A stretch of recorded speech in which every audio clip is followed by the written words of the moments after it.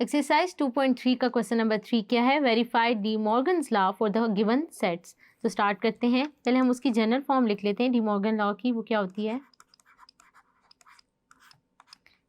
पहली फॉर्म क्या है? A union B whole complement किसके बराबर होता है? A complement intersection B complement. इसी तरह दूसरी फॉर्म क्या होती है? A intersection B whole complement is equal to A complement union B complement. तो हम क्या करते हैं? सबसे पहले ए यूनियन बी ले लेते हैं। ए यूनियन बी में हमारे पास क्या आ जाएंगे? ऐसे एलिमेंट्स जो ए में भी हों और बी में भी हों, उनको कंबाइन करके हमने लिख लिया। तो ए यूनियन बी का रिजल्ट आप अपनी स्क्रीन पे देख सकते हैं।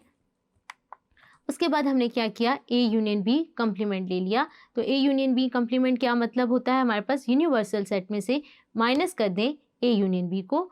उसका रिजल्ट आप अपनी स्क्रीन पे लिखा हुआ देख सकते हैं। हमने क्या किया? सेट यू में से ऐसे एलिमेंट्स को निकाल दिया जो ए यूनियन बी में थे।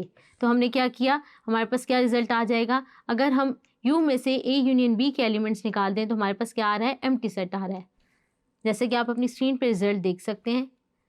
अभी हमने क्या किया है? लेफ्ट साइड ले ली है। फर्स्ट फॉर्म जो मैंने लिखी है उसकी अब मैंने क्या करनी है? राइट साइड निकालनी है, यानी ए कंप्लीमेंट लूंगी, बी कंप्लीमेंट लूंगी और उसके बाद उसका क्या कर लूंगी? इंटरसेक्शन ले लूंगी।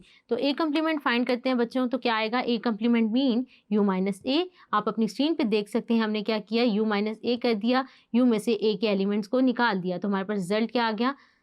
इसी तरह हमने क्या किया? बी कंप्लीमेंट निकाल लिया which is equal to U minus B, यानी यू में से बी के एलिमेंट्स को निकाल दिया। आप अपनी स्क्रीन पे इसका रिजल्ट देख सकते हैं। अब हमने क्या किया है? ए कंप्लीमेंट और बी कंप्लीमेंट फाइंड कर लिया है। अब हम क्या करेंगे? इनका इंटरसेक्शन ले लेंगे। जब हम ए कंप्लीमेंट और बी कंप्लीमेंट का इंटरसेक्शन लेंगे तो आप देखें कि ए कंप्लीमेंट और बी कंप्लीमेंट में कोई भी एलिमेंट ऐसा नहीं है जो कॉमन हो। तो हमारे पास इंटरसेक्शन क्या आ जाएगा? 5।